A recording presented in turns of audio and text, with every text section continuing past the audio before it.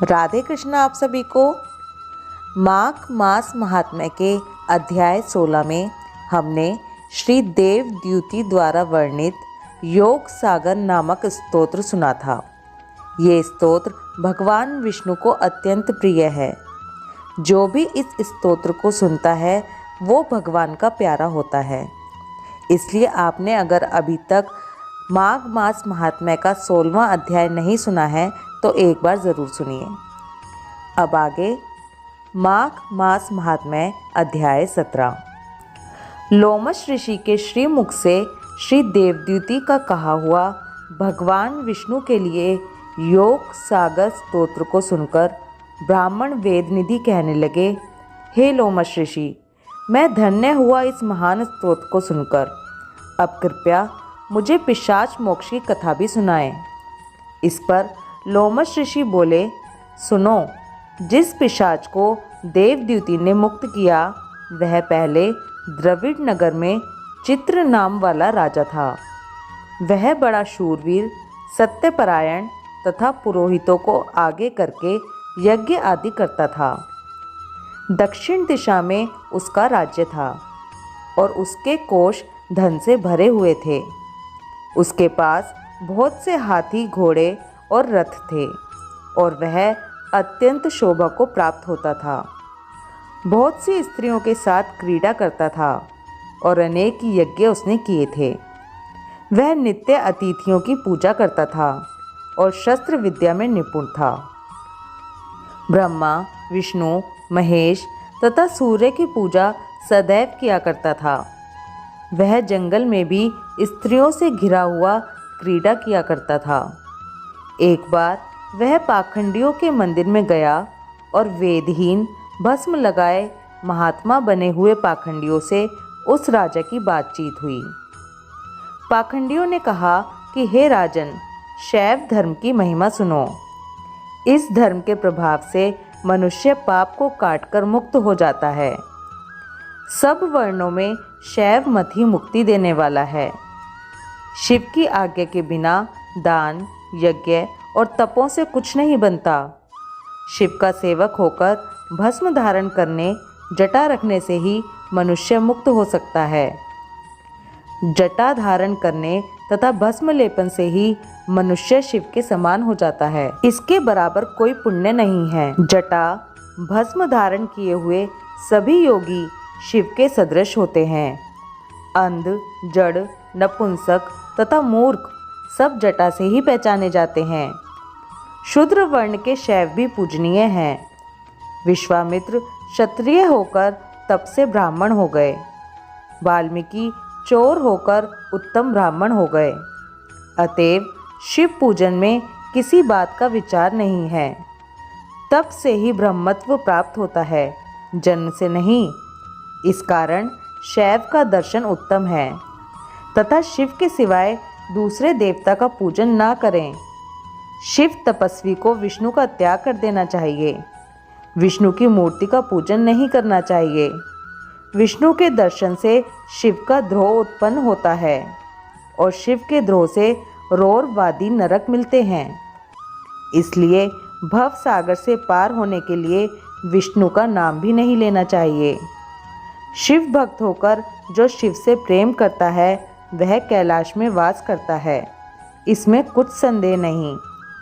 इस धर्म का पालन करने वालों का कभी नाश नहीं होता। उस पाखंडी के ऐसे वचन सुनकर राजा ने मोह में आकर उनका धर्म ग्रहण कर लिया और वैदिक धर्म को त्याग दिया। वह श्रुति, स्मृति और ब्राह्मणों की निंदा करने लगा। उसने अपने घर के अग्निहोत्र को बुझा दिया और धर्म के कार्य बंद कर दिए। विष्णु की निंदा और वैष्णवों से द्वेष करने लगा और बोला, कहाँ है विष्णु? कहाँ देखा जाता है? कहाँ रहता है? किसने देखा है? और जो लोग नारायण का भजन करते थे उनको दुख देता था। पाखंडियों का मत ग्रहण कर राजा वेद, वैदिक धर्म, व्रत, दान और दानियों को नहीं मानता था। अन्याय से दंड देता वह कामी राजा सदा स्त्रियों के समूहों से घिरा रहता और क्रोध से भरा रहता। गुरु तथा पुरोहितों के वचनों को नहीं मानता था।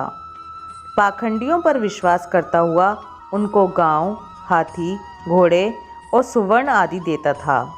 उनके सब कार्यकर्ता भस्म धारण करता और मस्तक पर जटा रखता था। जो कोई विष्णु का नाम लेगा उसे मृत्यु का दंड दिया जाएगा, यह ढिंढोरा उसने पिटवा दिया था। उसके भय से ब्राह्मणों तथा वैष्णवों ने उस देश को छोड़ दिया और दूसरे देशों में चले गए। सारे देशवासी केवल नदी के जल से जीते थे। जीविका से दुखी होकर वृक्ष आदि नहीं लगाते थे, ना ही खेती बाड़ी करते थे। प्रजा अन्न के अभाव से गला सड़ा अन्न भी खा लेती थी।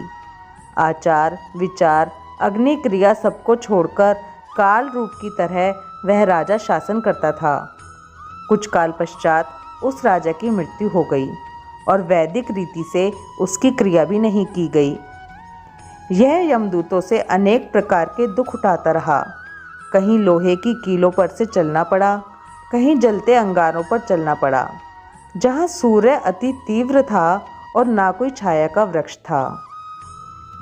कहीं लोहे के डंडों से पीटा गया, कहीं बड़े बड़े दांतों वाले भेड़ियों और कुत्तों से काटा गया। इस प्रकार दूसरे पापियों का हाहाकार सुनता हुआ वह राजा यमलोक में पहुंचा। वह राजा पहले तो तामिश्र नामी नरक में गया, फिर अंध तामिश्र नरक में, जहाँ पर अति दुखों को प्राप्त हुआ, फिर महारौरव, फिर कालसूत्र, इन नरकों में गया। फिर मूर्छा को प्राप्त हो गया। मूर्छा से चेतना आने पर तापन और संप्रतापन नाम के नरक में गया। अनेक दुखों को भोगता हुआ वह प्रताप नाम के नरक में गया।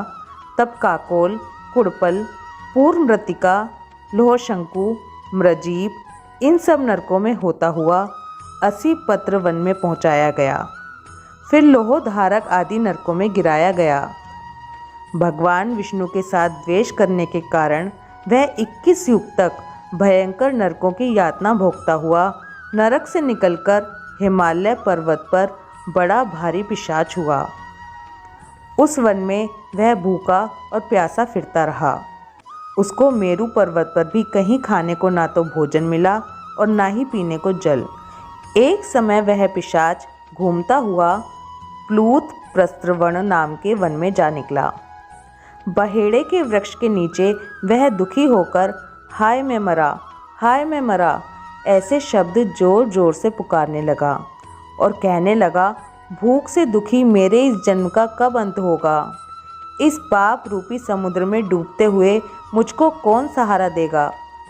ऐसे कहते हुए भारी संताप करता हुआ जोर जोर से रोने लगा।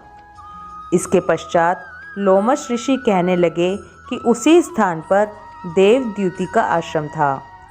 वेद पाठ करते हुए देवद्युति ने उन दुख भरे वचनों को सुना और वहाँ पर गया जहाँ से रोने की आवाज़ आ रही थी।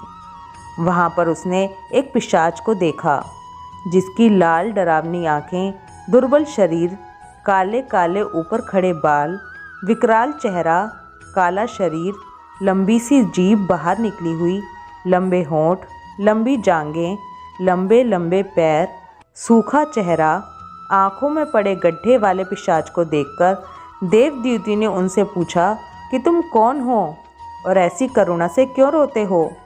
तुम्हारी यह दशा कैसे हुई और तुम्हारा मैं क्या उपकार करूं? मेरे आश्रम पर आ जाने से कोई प्राणी दुखी नहीं रहता और वैष्णव लोग आनंद ही करते हैं। सो हे भद्र, तुम अपने इस दुख का कारण जल्दी कहो, क्योंकि विद्वान मनोरथ पाने के लिए विलंब नहीं किया करते। माघ महात्म्य 17वां अध्याय समाप्त। ओम नमो भगवते वासुदेवाय नमः। राधे कृष्णा।